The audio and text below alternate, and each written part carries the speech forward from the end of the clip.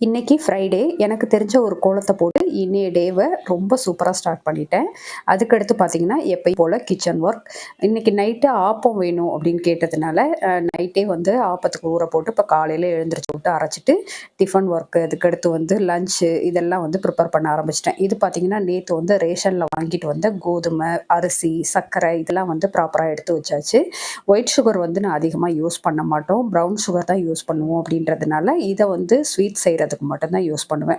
அதுக்கடுத்து இந்த summer start ஆயிட்டாவே எனக்கு ரொம்ப ஜாலி ஆயிடும். ஏன் அப்படின்னா, வீட்டுக்கு தேவையான மசாலா பொருட்கள் எல்லாம் அரைச்சு வச்சுக்கிறதுக்கு ரொம்பவே நல்லாருக்கும். இந்த வெங்காயம் பார்த்தீங்கன்னாக்கா 2 1/2 கிலோ ரூ. 100 அப்படின்னு சொல்லிட்டு திருவானைக்காவல்ல வாங்கிட்டு வந்தேன்.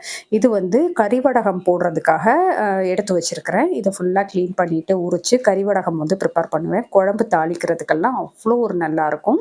இது பத்தின வீடியோ வேணும்னா கண்டிப்பா கமெண்ட்ல சொல்லுங்க. நான் வந்து தனியா போஸ்ட் பண்றேன்.